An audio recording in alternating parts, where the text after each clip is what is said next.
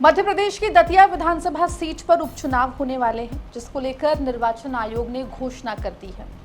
30 जुलाई को वोटिंग होगी, यानी कि मतदान होगा और नतीजे आएंगे 3 अगस्त को। दतिया विधानसभा सीट पर होने वाले उपचुनावों में विजय पताका कौन लहराएगा, ये तो 3 अगस्त को पता चलेगा। लेकिन दतिया विधानसभा उपचुनाव की राह कांग्रेस के लिए फिलहाल मुश्किल दिखाई दे रही है। वजह, राज्यसभा इलेक्शंस में जो भी कुछ प्रकरण हमने देखा, घटनाक्रम देखा गया, उसके बाद अब दतिया बाई इलेक्शन कांग्रेस के लिए साख की बात बन गई है।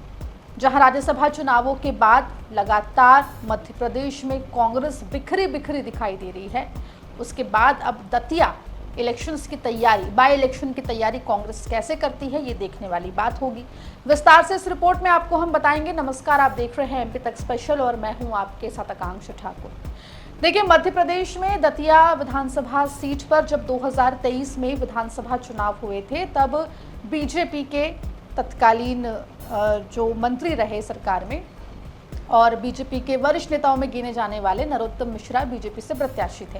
कांग्रेस ने राजेंद्र भारती के ऊपर भरोसा जताया और राजेंद्र भारती ने जीत भी हासिल की। उस वक्त नरोत्तम मिश्रा को बड़ा झटका जो है वो विधानसभा चुनाव के नतीजों के रूप में लगा था। अब आते हैं सीधे 2026 में। साल 2026 में अप्रैल का महीना था। एमपी एमएलए कोर्ट के द्वारा एक फैसला आया और राजेंद्र भारती को सजा हुई। सजा के बाद उनकी विधायकी चली गई।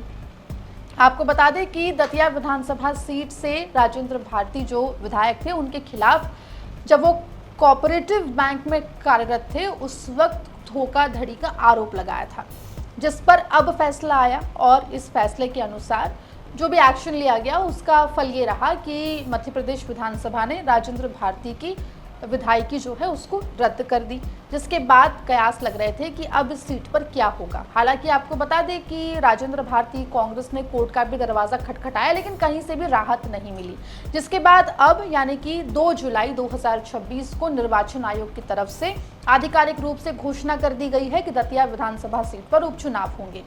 अब देखिए, बीजेपी की अगर हम बात करें तो बीजेपी से माना जा रहा है कि नरोत्तम मिश्रा ही चुनावी मैदान में उतरेंगे। इसकी वजह यह भी है कि नरोत्तम मिश्रा पिछले कई समय से दतिया विधानसभा सीट पर काफी एक्टिव हैं।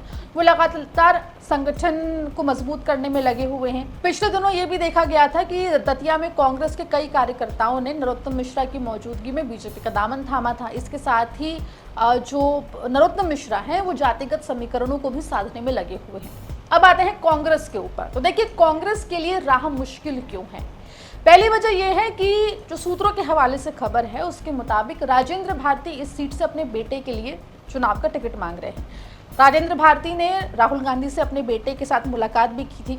उस मुलाकात को इसी बाई इलेक्शन से जोड़कर देखा जा रहा था।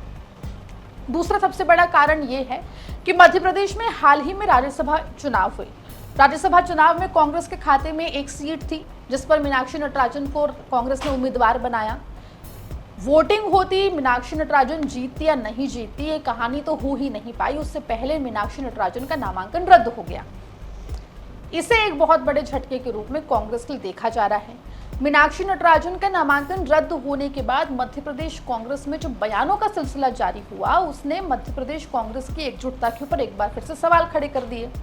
अभी भी हम बात करें तो दिग्विजय सिंह और जीतू पटवारी जो कि मध्य प्रदेश कांग्रेस के अध्यक्ष हैं, दोनों के बीच में रार दिखाई पड़ती है। आपको बता दें कि जीतू पटवारी, दिग्विजय सिंह भले ही मीडिया के सामने आकर पिता पुत्र की जोड़ी की बात करते रहे, लेकिन उनके अलग अलग समय पर दिए गए अलग अलग बयान इसी ओर इशारा करते हैं कि मध्य प्रदेश कांग्रेस में कुछ भी ठीक नहीं है। अजय सिंह राहुल भैया को बयान जारी करना पड़ता है। इसके अलावा अरुण यादव ने तो बाकायदा सोशल मीडिया पर पोस्ट जारी करके राहुल गांधी से मदद की दरकार की है। अब सबसे बड़ा सवाल यह कि अगर दतिया विधानसभा सीट पर कांग्रेस उतरती भी है, तो क्या उस एकजुटता के साथ उतर पाएगी या नहीं उतर पाएगी? वहीं आपको बता दें कि दतिया विधानसभा सीट के उपचुनावों के लिए राजेंद्र भारती के अलावा और भी कुछ कैंडिडेट्स हैं जो टिकट की जुगत में लगे हुए हैं। ऐसे में टिकट वितरण भी एक बहुत बड़ी समस्या के रूप में, या यूं कहें कि बहुत बड़ी चुनौती के रूप में कांग्रेस के लिए देखा जा रहा है। तो इन तमाम चुनौतियों से कांग्रेस को निपटना है। इसके अलावा साल 2028 में विधानसभा चुनाव है, उससे पहले दतिया का बाई इलेक्शन कांग्रेस के लिए एक बड़ी चुनौती है, या यूं कहें कि एक अग्नि परीक्षा है, क्योंकि जहां एक तरफ अपने बयानों में कांग्रेस के तमाम नेता 2028 में कांग्रेस की सरकार बनने का दावा करते हैं, लेकिन क्या उस चुनाव से पहले बाई इलेक्शन कांग्रेस जीत पाती या नहीं जीत पाती, इसके ऊपर सभी की निगाहें हैं। वहीं आपको बता दें कि राज्यसभा इलेक्शन में जो पूरा प्रकरण देखा गया मीनाक्षी नटराजन का नामांकन रद्द होने का, उस प्रकरण के बाद अब कांग्रेस कितने जोश, जुनून और एकजुटता के साथ दतिया बाई इलेक्शन में उतरेगी, ये देखने वाली बात होगी। फिलहाल मध्य प्रदेश कांग्रेस के नेताओं के जो बयान आ रहे हैं उसमें वो ये आरोप लगा रहे हैं कि निर्वाचन आयोग ने दतिया में बाई इलेक्शन कराने में जल्दबाजी की है। अब ये देखना होगा कि मध्य प्रदेश कांग्रेस आखिर किसे अपना बाई इलेक्शन का उम्मीदवार चुनती है, उस उम्मीदवार के लिए कितनी एकजुटता के साथ वोट मांगने के लिए दतिया में डेरा डालती हुई दिखाई देती है। वहीं दूसरी ओर कांग्रेस तो जहां तमाम चुनौतियों से निपटने की कोशिश में दिखाई पड़ रही है, वहीं बीजेपी ने दतिया बाई इलेक्शन के लिए पहले से ही कमर कस ली है। अभी देखना बड़ा दिलचस्प हो जाएगा कि मध्य प्रदेश के दतिया विधानसभा सीट के बाई इलेक्शन के लिए कांग्रेस किसे उम्मीदवार घोषित करती है, 30 जुलाई को वोट किसे पड़ते हैं और 3 अगस्त को जब नतीजे आएंगे तो आखिर जीत का पताका कौन लहराता है।